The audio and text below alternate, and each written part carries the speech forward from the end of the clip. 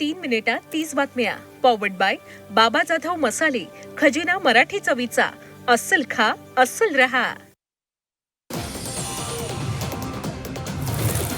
राज्यातील आयटी क्षेत्रात काम करणाऱ्या कर्मचाऱ्यांच्या तक्रारींची दखल घेत कामगार मंत्री आकाश फुंडकर यांनी एक विशेष अभ्यास गटाची स्थापना करण्याचे आदेश दिले.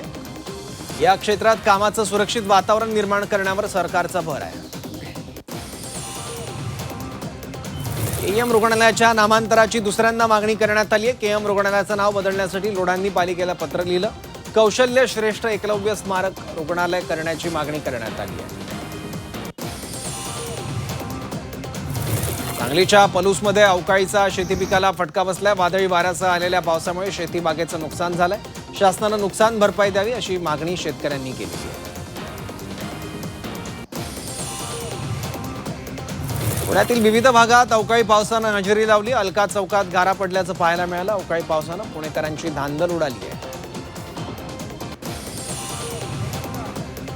सातारा शहरासह ग्रामीण भागामध्ये वादळी वाऱ्यासह अवकाळी पावसानं जोरदार हजेरी लावली आहे. काही वेळ नागरिकांची तारंबळ उडाली. उकाड्यानं हैराण झालेल्या नागरिकांना मोठा दिलासा मिळाला आहे. गुजरातमध्ये काही भागात भूकंपाचे धक्के जाणवलेत. आणंद शहरासह आसपासच्या परिसराला भूकंपाचे सौम्य धक्के जाणवले.